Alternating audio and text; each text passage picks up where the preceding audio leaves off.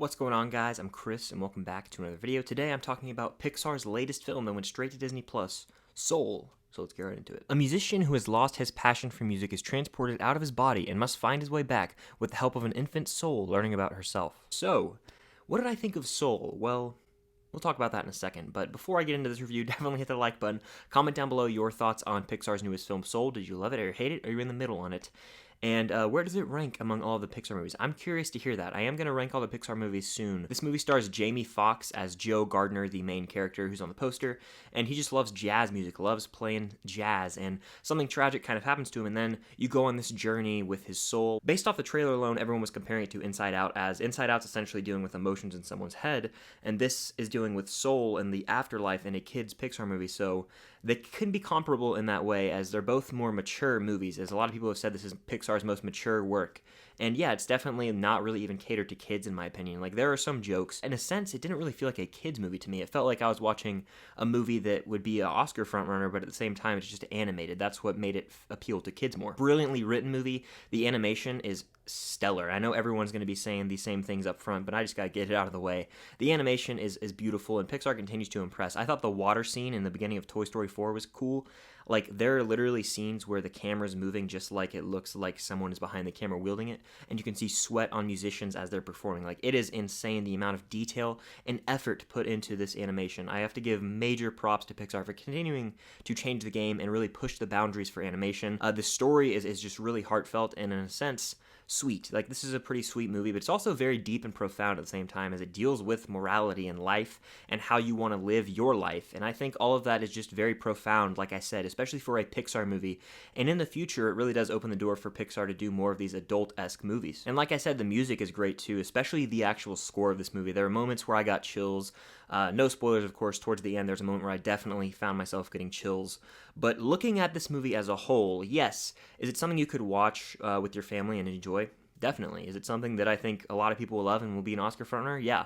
But compared to the entire Pixar catalog, all of the Pixar movies, to me at least, it didn't really hold a candle to a lot of them. And what I mean by that is, like, this would not crack the top 10 for Pixar movies. Now, I have massive expectations for Pixar movies. I want them to be the best of the best when it comes to animation.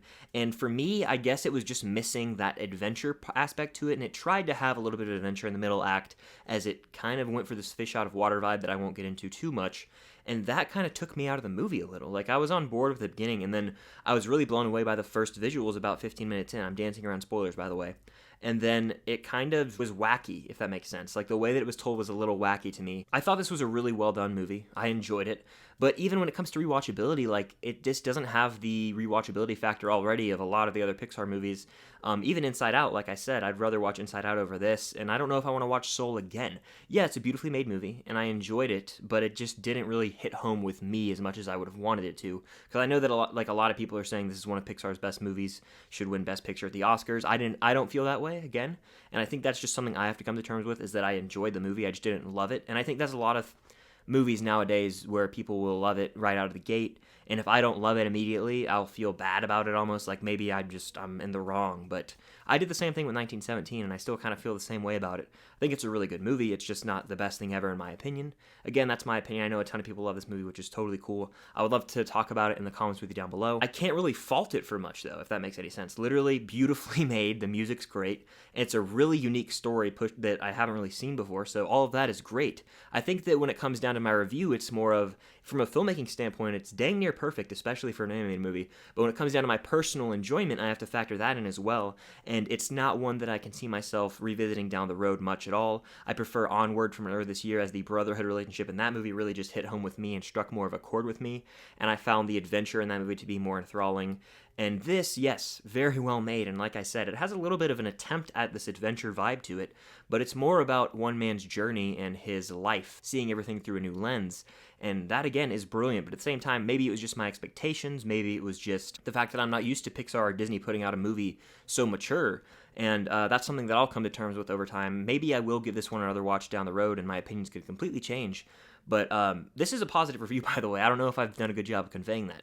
I think that it's a really good movie. I'm going to give it 4 out of 5 stars on Letterboxd, which would be about an 8 out of 10 on my YouTube scale. I would have to really sit on this one to see how I feel down the road. I think with time, this movie could definitely go up for me if I watch it again, but it just fell flat in the sense of delivering like a classic Pixar vibe to me. Like, it doesn't hold a candle to like Up, Monsters Inc., Ratatouille, the Toy Story 1 through 3, even Finding Nemo or The Incredibles. And it's just a vastly different movie from those. It's almost like this is a new step for Pixar, if that makes sense, where it's not going to be, we're just going to make kid movies anymore. It's like we're taking a big step beyond that. And that's crazy. It's almost like I wish they would categorize them differently. Different genres of Pixar. If that makes any sense to you, let me know down below. Almost like they're trying to go an A24 Pixar route with the way their stories are told. If that makes any sense, let me know down below, because I think that it kind of does in my head.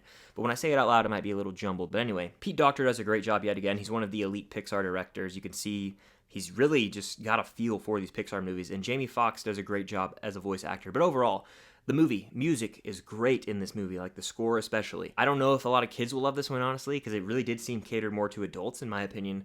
I guess what I'm trying to say is Soul was a good movie, really good movie. I just didn't adore it like I wanted to. So yeah, I think that's going to do it for my very long-winded kind of fresh thoughts on Soul. I did enjoy the movie quite a bit. I gave it 4 out of 5 stars, and I will have a full review on Letterboxd. You guys can check that out there at Filmstock. My name is Chris will pop up.